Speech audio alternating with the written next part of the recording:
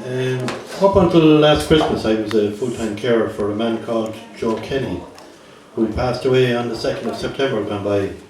Joe was a vice principal of the college in Tullamore, and after his retirement he had his own programme on Radio 3, where he used to travel all the county and do his own programme and interview people in localities and all that. But over a period of time of looking after Joe, we talked about all sorts of things. And Joe was a very keen gardener.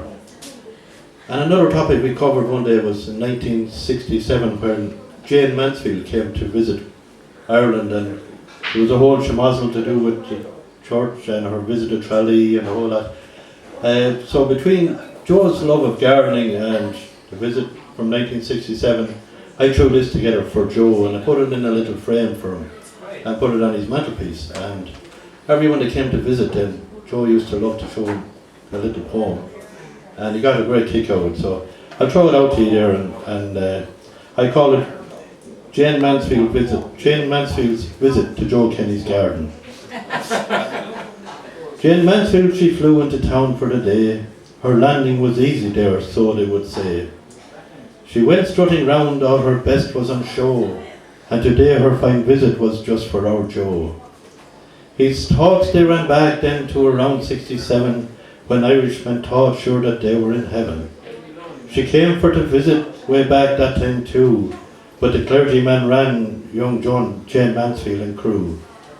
The Mount Grandin Hotel in Tralee was the spot, but the powers that be they decreed she should not to put on a show of her finest big chest, nor to sow any seed of renowned sinful zest.